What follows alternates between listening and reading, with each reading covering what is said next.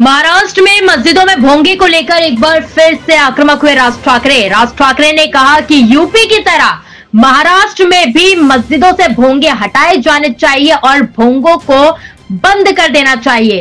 राज ठाकरे ने कहा कि भोंगे की आवाज से काफी परेशानी होती है और इस वजह से जिस तरह से यूपी में भोंगे हटा दिए गए हैं, बंद किए जा रहे हैं, इसी तरह से महाराष्ट्र में भी भोंगे हटा दिए जाने चाहिए। आणि त्यांनी जर समजा बाकीच्यांनी जर समजा धर्म रस्त्यावरती आणला तर मग काय आम्ही बुलडोजर फिरू?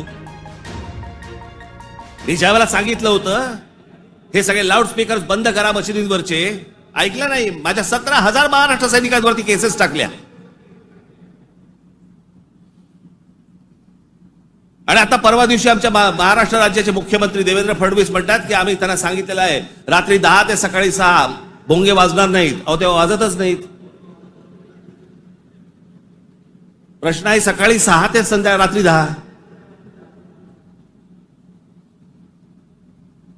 या लाऊडस्पीकरचा, सततच्या लाऊडस्पीकरचा लोकांना त्रास होतो. तुमचे काही सण बिण असतील तर आपण समजू शकतो,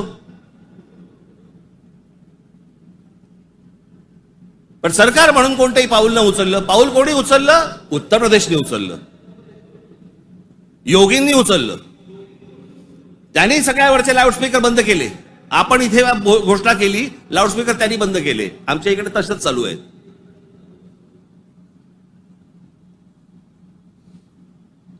हे इकडे माहीमला इथे समुद्रावरतीची काय काय त्यांनी काय काय करतात ते मजार बोलल्यावरती रात्रीच्या रात्री काढून टाकली गेली. आतमध्ये काय? आतमध्ये पोकळ काहीच नव्हतं. ही सगळे अनधिकृत बांधकामं, या अनधिकृत वस्त्या ज्या काय आता झालेल्या आहेत आपल्याकडे, हे सगळे इथे कॉम्बिंग ऑपरेशन्स केली पाहिजेत. अहो आपण मूळ विषय सगळे जे आहेत ना, जे रोजगाराचे आहेत, जे शेतीचे आहेत, जे कामगारांचे आहेत, जे विद्यार्थ्यांचे आहेत, जे शिक्षणाचे आहेत, सगळे बाजूला काढतोय आपण आणि भलत्या गोष्टींमध्ये आपण रमतोय. भलत्याच गोष्टींमध्ये.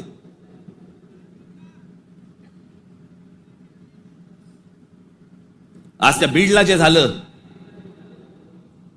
ते संतोष देशमुख, काय बिचारे, त्यांना काय किती घाणेरड्या पद्धतीने मारावं.